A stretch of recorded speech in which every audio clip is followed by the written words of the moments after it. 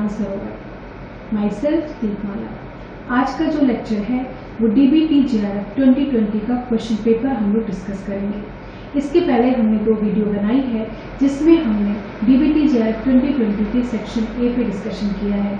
तो हम लोग स्टार्ट करते हैं सेक्शन B के क्वेश्चन शुरू करने से पहले यहाँ पे क्वेश्चन नंबर दिया हुआ है, ये पेपर का ही क्वेश्चन नंबर दिया है।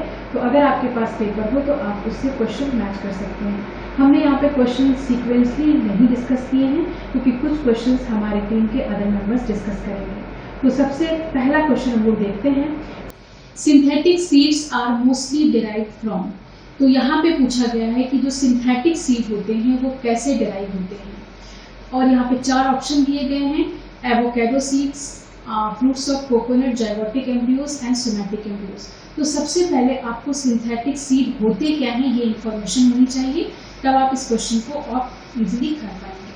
तो यहाँ पे देखिए इन्फॉर्मेशन के लिए यहाँ पे हमने चार्ट बनाया हुआ है। इस फ्लो चार्ट से आप समझ सकते हैं कि सिंथेटिक सीड बनता कैसे है। और basically synthetic seed somatic embryo होता है जिसको हम लोग टिश्यू कल्चर लैब में भी ग्रो कर सकते हैं, और उस सोमैटिक एम्ब्रियो पे एक कवरिंग होती है केमिकल्स की, और उसको हम लोग बोलते हैं सिंथेटिक सीड। अगर हम लोग आर्टिफिशियली सीड प्रोडक्शन कर रहे हैं, सिंथेटिक सीड का प्रोडक्शन कर रहे हैं जिनको हम लोग आर्टिफिशियल सीड भी बोलते हैं, तो यहाँ पे प्लांट टिश्यू कल्चर की लेबोरेटरी में आप देख सकते हैं कि एक्स प्लांट लिया जाता है, उसको सॉलिड मीडिया पे मीन्स की जो अगर मीडिया होता है उस पर रखा जाता है, न्यूट्रिएंट जो भी लाइक की मोरासाइक स्पूज मीडिया होता है प्लांट को ग्रो करने के लिए, उस मीडिया पे रखा जाता है। फिर इसके बाद कैलस का प्रोडक्शन होता है, कैलस के प्रोडक्शन के बाद एम्ब्रियो की प्रोडक्शन होती है, और जब एम्ब्रियो बन जाता है तो उसको 0.5 to 5% के सोडियम एजिटेट के सोल्यूशन में रखा जाता है। इसके बाद सपोज कि आपके पास एक पेट्री डिश है, मान लीजिए कोई आपके पास पेट्री डिश है और उसमें आपने इस एम्ब्रियो को रख दिया जो ग्रो कराया आपने टिश्यू कल्चर लैब में, और इसके अंदर आपने सोडियम एजिटेट का सोल्यूशन भर दिया।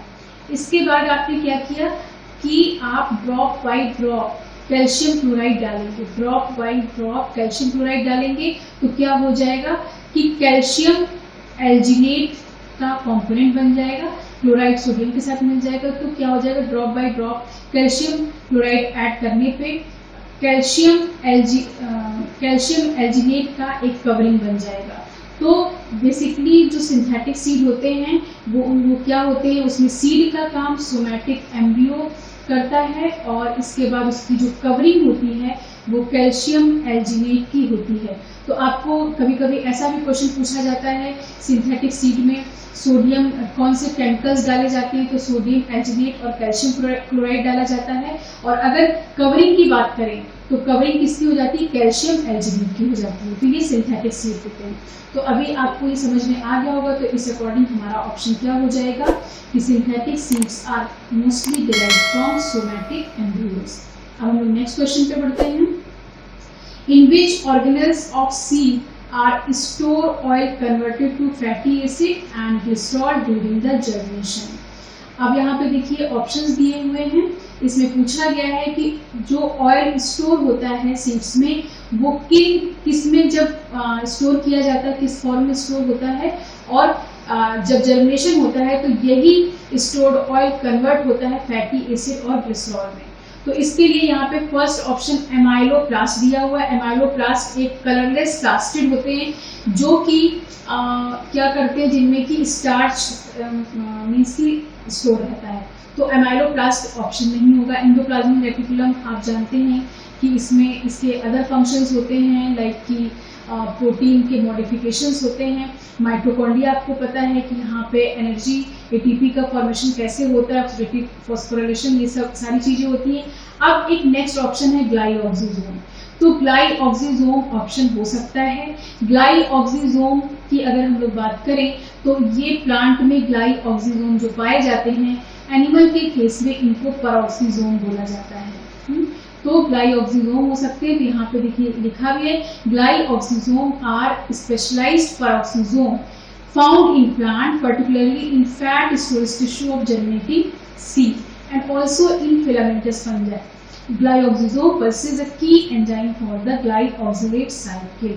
तो यहाँ पे जो भी है कि ग्लाइऑक्सिलेट साइकिल के लिए इनके पास की एंजाइम होते हैं। तो इस तरह से यहाँ पे हमारा ऑप्शन क्या हो जाएगा, ग्लाइऑक्सीजोम, जो कि क्या करता है, सीड में एक पर्टिकुलर ऑर्गेनेल्स पाया जाता है और जब सीड जर्मिनेट करता है तो उस समय उसमें जो ऑयल स्टोर होता है वो ग्लिसरॉल और फैटी एसिड में ब्रेक डाउन हो जाता है। अब यहाँ पे क्वेश्चन है, what will be the molarity of 4 milligram per ml solution of NaOH। तो यहाँ पे बेसिकली क्या बताया गया है कि 4 मिलीग्राम पर ml का सोल्यूशन है और उसकी आपको मोलैरिटी बतानी है। तो अगर हम लोग मोलैरिटी की बात करें तो मोलैरिटी के केस में एक अगर सिंपल हम 1 मोलर की बात करते हैं तो 1 मोलर का मतलब क्या होता है कि जो फॉर्मूला वेट है किसी भी सब्सटेंस का, लाइक NaOH, इसका फॉर्मूला वेट या मॉलिक्यूलर वेट 40 होता है। तो हम क्या करेंगे, 40 ग्राम को लेंगे और उसको 1 लीटर डिस्टिल वाटर में डिसॉल्व कर देंगे और वो 1 मोलर बन जाएगा। तो ये तो 1 मोलर सोल्यूशन है, लेकिन ऐसा नहीं है कि हर समय 1 मोलर का सोल्यूशन बनाना हो या 1 लीटर ही बनाना हो। तो इन सब चीज़ों को ओवरकम करने के लिए एक फॉर्मूला है जिसको आप यूज़ करके किसी भी स्ट्रेंथ का सोल्यूशन बना सकते हैं। और ऐसे केस में आप देखेंगे कि आप यहाँ पे जैसे लिखा हुआ है कि W equals to molarity into molecular weight into volume into 100। अब सबसे पहले यहाँ पे देखिए लिखा है 4 मिलीग्राम पर ml और यहाँ पे निकालनी हमें मोलरिटी। तो मोलरिटी कहाँ लिखा हुआ है, यहाँ पे लिखा हुआ है molecular weight volume divided by 100।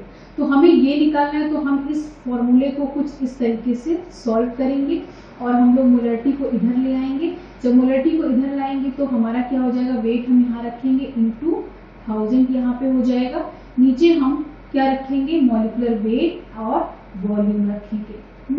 अब दूसरी बात यहाँ पे ये है कि क्योंकि ये जो यहाँ पे वेट होता है वो ग्राम में होता है, तो हम क्या करेंगे, इसको ग्राम में चेंज कर सकते हैं या फिर यहाँ पे क्योंकि जब मोलरिटी की हम लोग बात करते हैं तो 1 लीटर की बात होती है, तो हम लोग कुछ इसको इस तरह से भी कह सकते हैं 4 मिलीग्राम पर ml, और या फिर इसको हम कहेंगे 4 ग्राम पर 1 लीटर।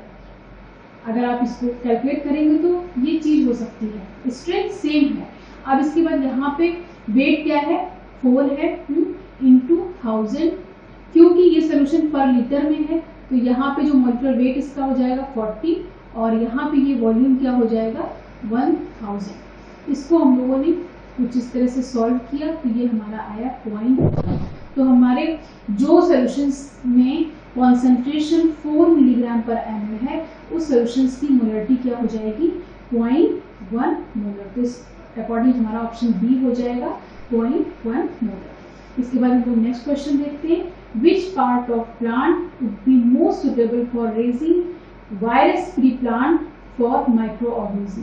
तो यहाँ पे ये इंफॉर्मेशन बेस्ड है कि आपको थोड़ा सा पता होना चाहिए चीज़ें। तो जैसे यहाँ पे लिखा है बार्क, फिर vascular tissues, apical meristem end nodes. तो यहाँ पे जो ऑप्शन हमारा होगा वो एपिकल मेरिस्टेम होगा। इसलिए एपिकल मेरिस्टेम होगा क्योंकि ये फास्ट डिवाइड करता है। यहाँ पे हम लोग देख सकते हैं for raising the virus free plant by a process of micro propagation various part of plant are used to but most suitable part meristem. मतलब यूज तो किए जा सकते हैं लेकिन ज्यादातर वायरस फ्री बनाने के लिए मोस्ट सुटेबल पार्ट क्या होता है मेरिस्टेम, क्योंकि they divide very fast rate, क्योंकि ये फास्ट रेट से डिवाइड करते हैं तो वायरस यहाँ तक नहीं पहुँच सकता है। तो इस अकॉर्डिंग हमारा ऑप्शन क्या हो जाएगा एपिकल मेरिस्टेम। नेक्स्ट क्वेश्चन हम लोग देखते हैं, sorry, which of the following micro organism used for commercial production of dextran. अब देखिए डेक्स्ट्रॉन यहाँ पे दिया हुआ है, डेक्स्ट्रॉन के कमर्शियल प्रोडक्शन के लिए कौन से माइक्रो ऑर्गेनिज्म यूज होते हैं। तो ये भी देखिए इंफॉर्मेशन बेस्ड क्वेश्चन है, आपको जानकारी होगी तभी आप कर सकते हैं। तो यहाँ पे बेसाइलस पॉलीमिक्सा दिया हुआ है, स्ट्रेप्टोमाइसिस ओलिवेसियस दिया है, ल्यूकोनोस्टॉक मेसेंट्रॉइड्स दिया है, बेसाइलस ट्रिमेजेंसिस दिया है। तो यहाँ पे हमने ऑलरेडी लिख रखा है the dextran of high molecular weight is being produced by bacteria ल्यूकोनोस्टॉक। तो यहाँ पे क्या हो जाएगा हमारा ऑप्शन ल्यूकोनोस्टॉक। नेक्स्ट क्वेश्चन है which of the following is not used as biopesticide. Biopesticide की तरह किसको यूज नहीं किया जाता है, तो यहाँ पे हमने इंफॉर्मेशन दे रखी है, आप यहाँ पे देख सकते हैं, क्योंकि ये सारे जो भी क्वेश्चन अभी आपको दिख रहे हैं सारे इंफॉर्मेशन बेस्ड हैं। अगर आपको इनकी जानकारी होगी, आपको ये याद होंगे तो आप कर सकते हैं, अगर आपको नहीं होंगे तो नहीं कर सकते हैं। और अगर ऐसे क्वेश्चन आते हैं और आपको इंफॉर्मेशन है तभी करना चाहिए, नहीं तो क्वेश्चन को छोड़ देना चाहिए, क्योंकि ये टोटली इंफॉर्मेशन बेस्ड है। तो जैसे यहाँ पे पहला जो वायरस लिखा हुआ है न्यूक्लियर पॉलीहेड्रोसिस वायरस, तो यहाँ पे देखिए दिया है द न्यूक्लियर पॉलीहेड्रोसिस वायरस, जिसको हम लोग एनपीवी शॉर्ट में बोलते हैं, part of family bacteriovirus, is the virus affecting insect predominantly moth and butterfly. It has been used as pesticide. तो मेन यहाँ पे हमें बताना क्या है, यहाँ पे हमें ये बताना है कि कौन सा नॉट पेस्टिसाइड, मतलब नॉट यूज्ड एज पेस्टिसाइड। तो ये तो हमारा पेस्टिसाइड की तरह यूज किया जा रहा है, तो ये तो ट्रू हो गया, मीन्स ये पेस्टिसाइड की तरह यूज किया जा रहा है। फिर अगर हम जेंथोमोनास कैम्पेस्ट्रिस की बात करें, is a bacterial species that causes a variety of plant disease including black and cruciferous vegetable and bacterial wilt of the turn grass. तो यहाँ पे क्या हो जाएगा कि जो जेंथोमोनास के बारे में हमने यहाँ पे आपको जो इन्फॉर्मेशन दी, ये पेस्टिसाइड की तरह यूज नहीं होता है, तो ये हमारा इसीलिए यहाँ पे ये ऑप्शन टिक हुआ है कि ये यूज नहीं होता है पेस्टिसाइड के लिए। लेकिन और अदर ऑप्शन में अगर हम लोग देखें, जैसे ट्राइकोडर्मा हेजेरियम दिया हुआ है, तो ट्राइकोडर्मा भी पेस्टिसाइड इज अ फंगस, ये फंगस होता है जो कि फंजीसाइड की तरह यूज होता है। इसके बाद अगर हम लोग बेसाइलस की बात करें, तो bacillus is a bacteria that live in soil, it makes protein that toxic to the insect, तो ये भी क्या हो गया, इंसेक्टिसाइड हो गया। तो इसलिए आप क्या कह सकते हैं कि ये इंसेक्टिसाइड है, ये फंजीसाइड है, ये वायरस को किल कर रहा है, और जो ये है ये जेंथोमोनास कैम्पेस्ट्रिस कोई भी पेस्टिसाइड ये नहीं होता है। The broad spectrum herbicide glyphosate, the active ingredient of Roundup inhibit this enzyme. तो एक हर्बिसाइड होता है ग्लाइफोसेट, ये ग्लाइफोसेट हर्बिसाइड प्लांट को किल करता है। ये प्लांट को किल कैसे करता है, एक शिकमिक एसिड पाथवे होता है, वो शिकमिक एसिड पाथवे से एरोमेटिक अमाइनो एसिड का फॉर्मेशन होता है। या सेकेंडरी मेटाबोलाइट में भी आप इस पाथवे को पढ़ते हैं, फिनाइल प्रोपेनोइड पाथवे के थ्रू। तो वहाँ पे क्या होता है कि सिंथेसिस होती है एरोमेटिक अमाइनो एसिड, और एरोमेटिक अमाइनो एसिड से अदर सेकेंडरी मेटाबोलाइट्स भी बनते हैं। तो यहाँ पे ये बताना है कि ये जो ग्लाइफोसेट है वो किस एंजाइम को इनहिबिट करता है। तो यहाँ पे देखिए कोलिस्मेट सिंथेज लिखा है, 3-deoxy-7 फॉस्फोहेप्टुलोज सिंथेज लिखा है, shikimate dehydrogenase and 5-enol पायरुवेल shikimate 3-फॉस्फेट synthase दिया हुआ है।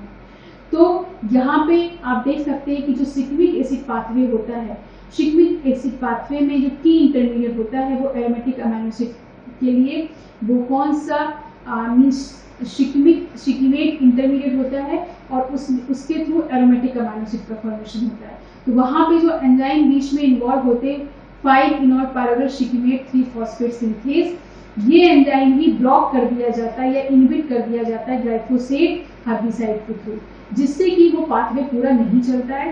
तो हम लोग यहाँ पे इस पाथवे को देख लेते हैं, ये शिकमिक एसिड पाथवे का दिया हुआ है, मीन्स डायग्राम दिया हुआ है। यहाँ पे देखिए किस तरीके से आप देख सकते हैं कि एरिथ्रोस 4-फॉस्फेट से फॉस्फोइनॉल पायरुवेट से मिलके यहाँ पे कई स्टेप होते हैं, इसके बाद शिकीमेट बनता है, इसीलिए इस पाथवे को शिकमिक एसिड पाथवे बोलते हैं।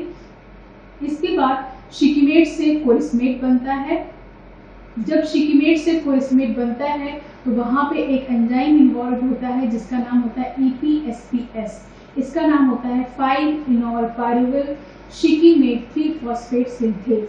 अब ये 5-enol पायरुवेल शिकीमेट 3-फॉस्फेट सिंथेज से कोलिस्मेट बन रहा है, लेकिन ग्लाइफोसेट यहाँ पे आके इनहिबिट कर देता है, तो पाथवे आगे नहीं रन हो पाता है, और फिर ये जो एरोमेटिक अमाइनो एसिड का फॉर्मेशन हो रहा है ये नहीं हो पाएगा। जब ये एरोमेटिक अमाइनो एसिड का फॉर्मेशन नहीं होगा तो क्या हो जाएगा कि यहाँ पे बेसिकली क्या होगा कि प्लांट किल हो जाएंगे, प्लांट जो, तो इसीलिए ग्लाइफोसेट एक हर्बिसाइड की तरह काम करता है, और वो हर्बिसाइड इनहिबिट करता है एंजाइम 5-enol पायरुवेल शिकीमेट 3-फॉस्फेट सिंथेज को, तो इसलिए हमारा ऑप्शन डी हो जाएगा। नेक्स्ट क्वेश्चन हम लोग देखते हैं, the hepatitis B is caused by ये भी एक मीन्स की इंफॉर्मेशन बेस्ड क्वेश्चन है। तो hepatitis B is a vaccine preventable liver infection को प्रिवेंट करता है, caused by hepatitis B virus, जिसको हम लोग शॉर्ट में HBV कहते हैं। Hepatitis B is a spread when blood, semen and other body fluid from a person infected with a virus enter the body of someone who is not infected। तो इसलिए इसमें क्या हो जाएगा, हमारा जो ऑप्शन हो जाएगा वो वायरल इन्फेक्शन हो जाएगा। इसके बाद next, in transmission electron microscope, जिसको हम शॉर्ट में TEM बोलते हैं, a beam of electron interact with specimen to form image as. तो देखिए ट्रांसमिशन TEM को जब आप लोग पढ़ेंगे तो उसमें उसकी जो प्रिंसिपल्स है उसको पढ़ेंगे तो वहाँ पे आपको ये पता चलेगा कि यहाँ पे जो सपोज की स्पेसिमेन रखा गया है और स्पेसिमेन की फिर जब नीचे उसकी इमेजिंग होती है तो शैडो बनता है और उस शैडो से ही वो इमेज दिखती है। The transmission electron microscope are microscope that use as a particle beam of electron to visualize specimen and generate a highly magnified image। TEM can magnified object up to 2 million times, मतलब कि 2 million time वो जो object होता है उसको बड़ा कर देता है। तो इस तरह से यहाँ पे हम लोग क्या कह सकते हैं कि यहाँ पे जैसे रिफ्लेक्शन है, स्कैटरिंग है, डिफ्रैक्शन है, तो ये सब चीजें तो जो सेम होता है वहाँ पे स्कैन इलेक्ट्रॉन माइक्रोस्कोप में इस तरह की चीजें होती हैं। यहाँ पे बेसिकली क्या होता है कि जो स्पेसिमेन होती है वो यहाँ नीचे जो शैडो होता है उस शैडो में ही वो स्पेसिमेन 2 मिलियन टाइम बहुत बड़ा उसके जो भी उसकी साइज होती है उससे बहुत बड़ा साइज यहाँ पे TEM में दिखता है, तो इसलिए शैडो हो जाएगा। इमेज किस तरह से होता है, शैडो के फॉर्म में इमेज आता है। इसके बाद in large scale fermentation process corn steep liquor is mainly used as. तो यहाँ पे देखिए लिखा हुआ नाइट्रोजन सोर्स की तरह यूज होता है। मतलब कॉर्न स्टीक लिकर क्या होता है कि यहाँ पे कॉर्न की वेट मिलिंग की जाती है। इसकी कॉर्न को एक पर्टिकुलर मीडिया में, यहाँ पे आप देख रहे हैं कि यहाँ पे लिखा है कॉर्न वेट मिलिंग। तो यहाँ पे क्या किया जाता है, मीडिया में कॉर्न की जो कॉर्न होता है उसकी क्रशिंग की जाती है और उस क्रशिंग के प्रोसेस को कॉर्न मीडिया मिलिंग भी बोलते हैं या कॉर्न वेट मिलिंग बोलते हैं, जिससे कि viscous concentrate of corn soluble बनता है। मतलब कि एक विस्कस सॉल्यूशन बनता है कॉर्न का which contain amino acid, vitamin and minerals. तो इसलिए यहाँ पे क्या हो गया, सोर्स बेसिकली नाइट्रोजन सोर्स ही ज्यादा प्रोवाइड करता है। तो ये यहाँ पे इसका ऑप्शन नाइट्रोजन सोर्स होगा। Which of the following yeast is used for the production of riboflavins? ये भी इंफॉर्मेशन बेस्ड क्वेश्चन है। अगर आपको पता होगा ऑर्गेनिज्म के बारे में तो आप इसको कर सकते हो। तो हमने यहाँ पे सभी ऑर्गेनिज्म के फंक्शन दिए हैं, जैसे कि कैंडिडा यूटिलाइसिस। तो यहाँ पे ये कैंडिडा फंगस है, ये क्या बनाता है, बीटा-D जाइलोऑक्सीडेज एंजाइम बनाता है, प्रोडक्शन करता है। Gossypii are recognised as a natural over producer of riboflavin. तो क्योंकि यहाँ पे राइबोफ्लेविन की बात की गई है तो इस अकॉर्डिंग हमारा ऑप्शन क्या हो जाएगा, इरेमोथेसियम एसिबाई। यहाँ पे ये गलत लिख गया है, एसिबाई होगा, तो ये आप सही कर लीजिएगा। इसके बाद यहाँ पे सेक्रोमाइसिस दिया हुआ है। सेक्रोमाइसिस ये वाला जो स्ट्रेन है रॉक्साई, ये क्या करता है, strain yeast is applied to fermentation process soya sauce और can produce range of different volatile compound including ethanol, ethyl alcohol, इस टाइप के प्रोडक्ट्स बनाता है। फिर सेक्रोमाइसिस सेरेविसिस, यहाँ पे आप इसको भी फर्मेंटेशन में यूज किया जाता है, जैसे कि वाइन, बियर, ये सारे का प्रोडक्शन होता है। क्योंकि यहाँ पे राइबोफ्लेविन पूछा गया है तो हमारा ऑप्शन ये हो जाएगा। अब हम लोग नेक्स्ट क्वेश्चन पे पढ़ते हैं। What is the agent orange? तो एजेंट ऑरेंज क्या है, एक हर्बिसाइड है जो dioxin herbicide. Agent orange is a herbicide that and defoliant chemicals, जो लीफ डिफोलिएंट होती है वो केमिकल्स होता है। Ones of the tactical use rainbow herbicide, इसको रेनबो हर्बिसाइड भी कहते हैं। मीन्स की पहले लीफ हटेंगी प्लांट से, ये इस तरह से काम करता है। तो इसलिए यहाँ पे क्या हो जाएगा, हर्बिसाइड कंटेनिंग डायोक्सिन। इसके बाद all the vaccine mention below are attenuated और इनएक्टिवेटेड। Whole pathogen except. इसमें आपको बताना है कि 4 वैक्सीन दी हुई है, इसमें से कौन सी ऐसी वैक्सीन हैं, एक को छोड़ के सारी, मतलब इसमें जो मैक्सिमम वैक्सीन है वो एटेन्यूएटेड या इनएक्टिवेटेड है, लेकिन इसमें से एक नहीं है। तो इसमें आप देख सकते हैं कि जो रोटा वायरस वैक्सीन होती है वो एटेन्यूएटेड रोटा वायरस होती है, ओरल पोलियो वैक्सीन एटेन्यूएटेड होती है, हेपेटाइटिस ए वैक्सीन इनएक्टिवेटेड और एटेन्यूएटेड होती है। लेकिन जो टिटनेस का वैक्सीन होता है वो टॉक्साइड होता है, toxoid vaccine used to prevent tetanus. तो इसलिए हमारा ऑप्शन यहाँ पे क्या हो जाएगा, tetanus vaccine. Which of the following process does not contribute to conversion of proto-oncogene to oncogene?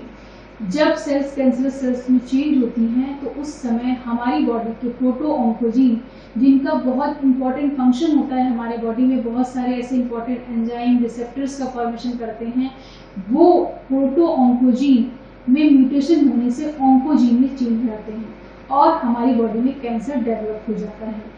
तो इसमें ये पूछा गया है, यहाँ पे लिखा है नॉट कंट्रीब्यूट, इनमें से कौन सी ऐसी चीज है जो कि कंट्रीब्यूट नहीं करेगी प्रोटो ऑन्कोजीन को ऑन्कोजीन में कन्वर्ट होने के लिए। अब अगर हम लोग बात करें तो जब कैंसर्स की बात करते हैं तो हमारे बॉडी में 2 टाइप्स के जीन, प्रोटो ऑन्कोजीन और ट्यूमर सप्रेसर जीन होते हैं।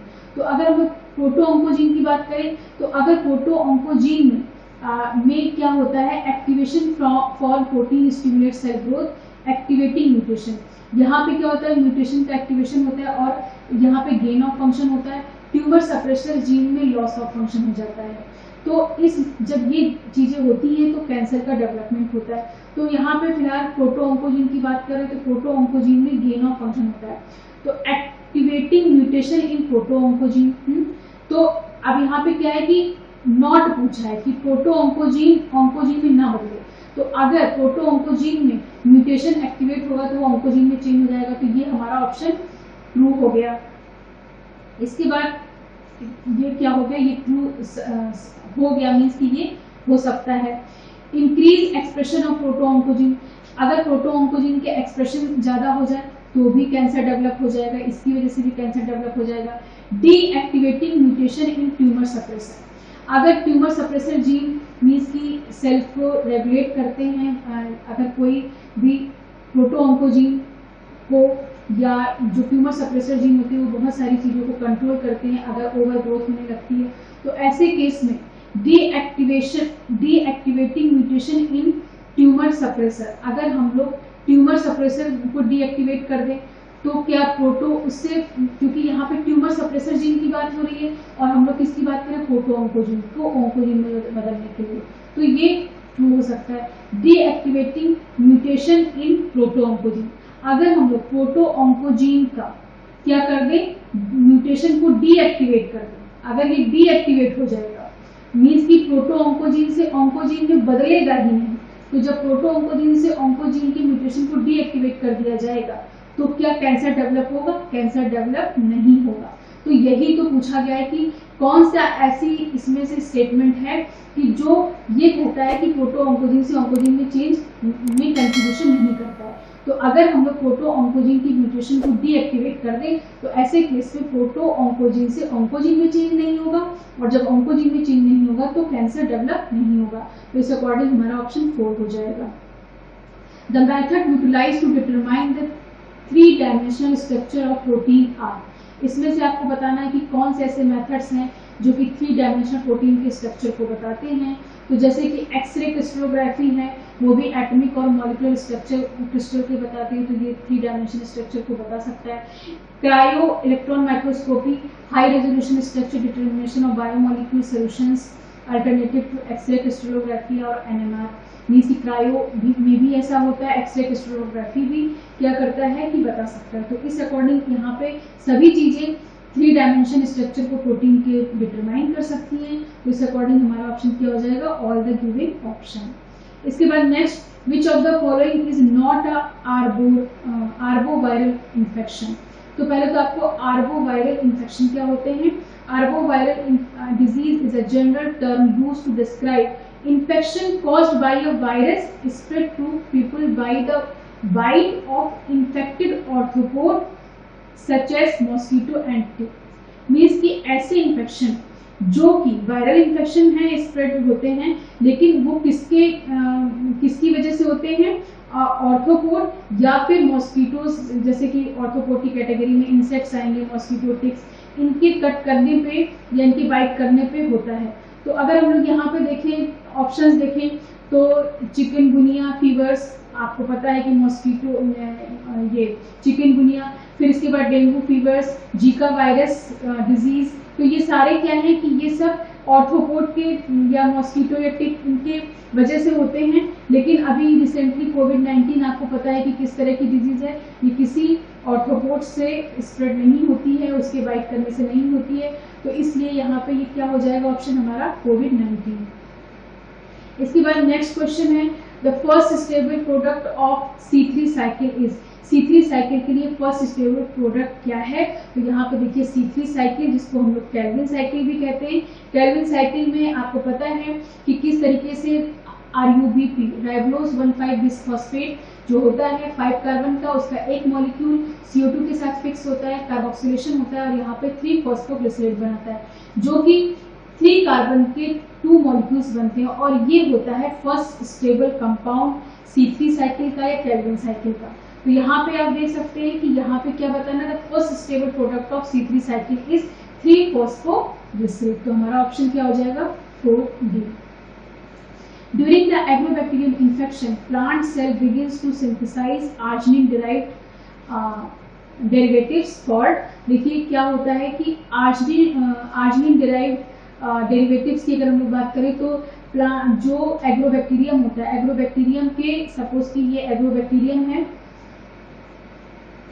ये एग्रोबैक्टीरियम है, एग्रोबैक्टीरियम के अंदर एक TI प्लाज्मिड होता है, TI प्लाज्मिड में कुछ जीन पाए जाते हैं, एक tDNA होता है, यहाँ पे एक tDNA होता है और यहाँ पे एक वायरलेंस रीजन होता है, रीजन होता है, और जो ये tDNA रीजन होता है, tDNA रीजन में ऑक्सिन प्रोड्यूसिंग जीन और साइटोकाइनिन प्रोड्यूसिंग जीन और साथ में ओपाइन सिंथेसाइजिंग जीन होते हैं। तो यहाँ पे अगर इस पोर्शन का हम लोग थोड़ा सा व्यू लें तो यहाँ पे आप देख सकते हैं कि TMS1 auxin producing gene, TMS2 auxin producing gene, इस तरह के जीन पाए जाते हैं एग्रोबैक्टीरियम के TI प्लाज्मिड में, और एक TMR जीन होता है जो कि साइटोकाइनिन का प्रोडक्शन करता है, और साथ में यहाँ पे NOS या OCS दिया है, मींस नोपालाइन या ओपाइन सिंथेसाइजिंग जीन होते हैं। तो ये जो यहाँ पे पाया जा रहा है, तो ओपाइन सिंथेसाइज होते हैं, और ये जो ओपाइन होते हैं बेसिकली ये ओपाइंस को हम लोग ये बोल सकते हैं कि आर्जिनिन डेरिवेटिव्स होते हैं, unusual derivatives of amino acid को ओपाइंस बोलते हैं, जो कि कार्बन नाइट्रोजन का सोर्स होते हैं बैक्टीरिया के लिए। तो यहाँ पे हमारा ऑप्शन क्या हो जाएगा ओपाइंस। Which is the correct arrangement of polarity of solvent. देखिए ये आपने अगर सॉल्वेंट मींस की अगर आपको पहले तो पोलर सॉल्वेंट पता होना चाहिए, polar solvent have large dipole moment, तो जैसे आपको पता है कि वाटर का डाइपोल मोमेंट बहुत ज्यादा होता है, पार्शियल चार्जेस होते हैं, they contain bond between atom and very different electronegativities. तो यहाँ पे पोलरिटीज के अकॉर्डिंग मींस की उनमें कितना कैसा डाइपोल मोमेंट है उसके अकॉर्डिंग यहाँ पे उसकी आप पोलरिटी बता सकते हो। तो यहाँ पे सबसे ज्यादा पोलरिटी किसकी होती है, वाटर की, फिर DMSO की, फिर DMF की और फिर THF की, टेट्राहाइड्रोफोलेट की। इसके बाद नेक्स्ट क्वेश्चन है, which of the following plant hormone employs a phosphorelay system to regulate gene expression. तो यहाँ पे फॉस्फोरिले सिस्टम की बात की जा रही है। अब अगर हम लोग प्लांट हार्मोन की बात करते हैं तो प्लांट हार्मोन में जैसे आपको जो क्लासिकल प्लांट हार्मोन होते हैं जैसे कि auxin, cytokinin, ethylene, gibberellic acid, तो उनमें से जो 2 हार्मोन होते हैं जैसे कि इथाइलिन और साइटोकाइनिन, ये इनके जो रिसेप्टर्स होते हैं वो 2 कॉम्पोनेंट सिस्टम होते हैं, 2 कॉम्पोनेंट सिस्टम। इसके बारे में हम लोग आगे कभी जब फिजियोलॉजी पढ़ेंगे तो वहां पे डिस्कस करेंगे। 2 कॉम्पोनेंट सिस्टम होता है, लेकिन साइटोकाइनिन में क्या होता है, 2 कॉम्पोनेंट फॉस्फोरिले सिस्टम होता है, फॉस्फोरिले। तो इसका मतलब क्या है कि यहाँ पे देखिए जैसे कि ये एक दिखाया गया है कि एक हिस्टिडीन काइनेज, यहाँ पे एक रिसेप्टर, ये क्या कर रहा है, अपने हिस्टिडीन से एस्पार्टिक एसिड पे फॉस्फेट हो रहा है, ये एक रिसेप्टर इस तरह से यहाँ पे फॉस्फेट को ट्रांसफर कर रहा है। एक यहाँ पे एक इंटरमीडिएट कंपाउंड आपको दिख रहा है जो कि क्या है, यहाँ पे AHP लिखा है, हिस्टिडीन फॉस्फोट्रांसफेरेज, और ये ए अरेबिडोप्सिस से लिया गया है, क्योंकि ये अरेबिडोप्सिस में इसकी स्टडी हुई थी, तो अरेबिडोप्सिस की वजह से इसको AHP लिखा गया। लेकिन बेसिकली क्या होता है, हिस्टिडीन फॉस्फोट्रांसफेरेज। तो यहाँ से फॉस्फेट इस इंटरमीडिएट कंपाउंड के पास आता है और ये फॉस्फेट को रिले करता है रिस्पॉन्स रेगुलेटर में। तो जब आप साइटोकाइनिन की सिग्नलिंग पढ़ेंगे तो वहां पे आपको सारी चीजें कि रिस्पॉन्स रेगुलेटर क्या होता है, AHP किस तरह से, बेसिकली हमें यहाँ पे बताना है कि जो साइटोकाइनिन होता है उसके रिसेप्टर पे जब सिग्नलिंग शुरू होती है तो वो फॉस्फेट ग्रुप एक इंटरमीडिएट कंपाउंड को ट्रांसफर करता है AHP को, और AHP से वो फॉस्फेट ट्रांसफर होता है ARR को। इसलिए इसको और ट्रांसक्रिप्शन एक्टिवेशन हो जाता है, इसकी सिग्नलिंग आगे बढ़ने लगती, जो भी साइटोकाइनिन रिलेटेड जीन है वो एक्टिवेट हो जाएंगे। तो यहाँ पे क्योंकि लिखा है फॉस्फोरिले टू कॉम्पोनेंट सिग्नलिंग सिस्टम किसमें पाया जाता है, साइटोकाइनिन में। यहाँ पे फॉस्फोरिले देखिए यहाँ पे क्या हो रहा है, फॉस्फेट का किस तरह से मींस ट्रांसफर हो रहा है, रिले हो रहा है, तो इसलिए इसको कहा जाता है। तो आपको ये याद रखना है कि इथाइलिन में 2 कॉम्पोनेंट सिस्टम होता है सिर्फ, और साइटोकाइनिन में 2 कॉम्पोनेंट फॉस्फोरिले सिस्टम होता है।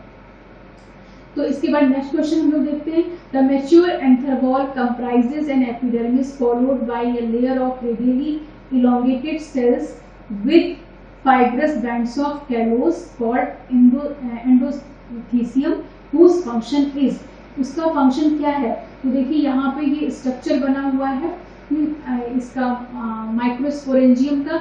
यहाँ पे इसके स्ट्रक्चर को अगर हम लोग यहाँ पे इस तरह से देखें तो यहाँ पे एपिडर्मिस लिखा है, और एपिडर्मिस के यहाँ पे थोड़ा सा पीछे एंडोथीसियम स्ट्रक्चर दिया हुआ है, और इसका काम होता है डेहिसेंस करना। तो यहाँ पे हमारा ऑप्शन क्या हो जाएगा, डेहिसेंस। इसका फंक्शन पूछा गया है कि एंडोथीसियम का फंक्शन क्या है, तो एंडोथीसियम का फंक्शन डेहिसेंस है। देखिए यहाँ पे किस तरीके से एंडोथीसियम ब्रेक होके यहाँ पे डेहिसेंस मतलब कि सीड्स बाहर निकल रहे हैं। The following cellular process involve formation of double membrane vesicles that engulf and degrade the cellular organelles and macromolecules। तो यहाँ पे आपको बताना है कि इसमें से कौन सा ऐसा सेलुलर प्रोसेस है जो कि क्या करता है, फॉर्मेशन करता है डबल मेम्ब्रेन वेसिकल्स का, that engulf and degrade the cellular organelles and macromolecules. Cellular molecules को इंगल्फ करता है, डिग्रेड करता है, और मैक्रोमोलेक्यूल्स को। तो यहाँ पे 4 लिखा हुआ है, नेक्रोसिस, ऑटोफैगी, इसके बाद मैक्रोपिनोसाइटोसिस। तो नेक्रोसिस आपको पता है कि एक्सीडेंट वाला प्रोसेस है। नेक्रोसिस में मीन्स की कोई डिजीज हुई, कुछ इस तरह का कोई इंजरी हुई, तो वहाँ पे नेक्रोसिस का प्रोसेस होता है। एपोप्टोसिस आपको पता है प्रोग्राम सेल डेथ होती है। मैक्रोपिनोसाइटोसिस क्या होता है, इंडोसाइटोसिस टाइप का होता है कि जब इंगल्फमेंट होता है। तो यहाँ पे बेसिकली क्या पूछा गया है कि ऐसा प्रोसेस बताइए जो कि डबल मेम्ब्रेन वेसिकल्स का फॉर्मेशन करता है, वो इंगल्फ और डिग्रेड करके सेलुलर ऑर्गेनेल्स को और मैक्रोमोलेक्यूल्स को। तो यहाँ पे आप देख सकते हैं कि ये एक स्ट्रक्चर बना हुआ है ऑटोफैगी। ये ऑटोफैगी का प्रोसीजर है।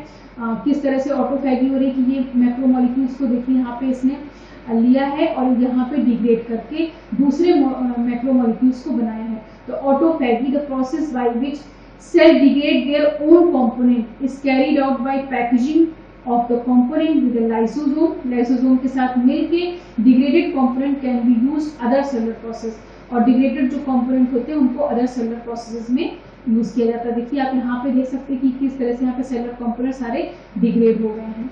तो ये ऑटोफैगी यहाँ पे ऑप्शन हो जाएगा, जो कि लाइसोसोम से मिलके डिग्रेड कराएगा। The Budapest treaty related to international patent process concern with, ये एकदम याद करने वाला है। ये माइक्रो ऑर्गेनिज्म के लिए बुडापेस्ट ट्रीटी का रिलेशन है, और adapted in 1977। The Budapest treaty concern a specific topic in international patent process micro organism. The mucopolysaccharide hyaluronic acid is composed of, यहाँ पे देखिए ये क्या होता है, म्यूकोपॉलीसेकेराइड कोपॉलीमर होता है एन ग्लूकुरोनिक एसिड और एन एसिटिल ग्लूकोसा मीन 4 सल्फेट का। तो यहाँ पे आप देख सकते हो, तो इस अकॉर्डिंग हमारा ऑप्शन क्या हो जाएगा, N acetyl D glucosamine and D glucuronic acid. Cellulose is a linear polymer of glucose with, तो यहाँ पे सेलुलोज ग्लूकोज का पॉलीमर है, लेकिन उसके बीच में कैसा लिंकेज होता है, बीटा 1,4 ग्लाइकोसाइडिक बॉन्ड का लिंकेज होता है। तो इस अकॉर्डिंग हमारा ऑप्शन यहाँ पे क्या हो जाएगा, beta 1,4 glycosidic bond. Which of the following is not a suitable material for the depth filter used in air sterilization? Air sterilization की बात करें, स्टरलाइजेशन प्रोसेस एक तरीके से एसेप्टिक कंडीशन में आता है, मीन्स कि जहाँ पे हमें स्टरलाइजेशन किसी भी तरीके के माइक्रोब्स ना आए। माइक्रोब्स की अगर हम लोग बात कर रहे हैं तो हम लोग बैक्टीरिया को अगर कंसीडर करते हैं तो बैक्टीरिया का जो साइज होता है वो 5 माइक्रोन के अप्रॉक्स होता है। तो अब हमें ये बताना है कि भाई एयर स्टरलाइजेशन कर रहे हैं तो उसमें बेस्ट कौन सा मटेरियल यूज किया जा सकता है। अब अगर हम लोग पोर साइज की बात कर ले तो पोर साइज में देखिए यहाँ पे लेस देन 10 माइक्रोस लिखा है, माइक्रोमीटर लिखा है। फिर यहाँ पे equals to pore size 2 to 8 micrometer, यहाँ पे 0.1 to 4 माइक्रोमीटर।